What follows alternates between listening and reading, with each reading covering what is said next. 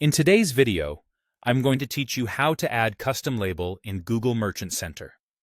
Custom labels are internal tags you add to your product data to organize items for bidding and reporting. They're not visible to shoppers, but they become powerful filters when you build campaigns or segment performance. Each product can have up to 5 labels, stored in slots numbered 0 through 4, so planning a clear naming convention upfront will help you stay consistent. Start by opening your browser and searching for Google Merchant Center. From the results, choose the official Google Merchant Center site so you're working in the correct account environment. Sign in with the Google account that manages your Merchant Center. If your account uses two-step verification, complete that as prompted to access the dashboard. Once you're in, look to the left-hand navigation. Open the Products and Stores dropdown, then select Products.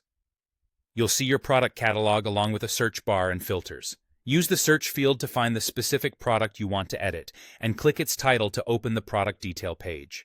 At the top of the product page, click the Edit icon, which looks like a pencil. This switches the page into edit mode so you can make changes. Scroll down until you reach the Custom Labels section. You'll find fields labeled 0, 1, 2, 3, and 4.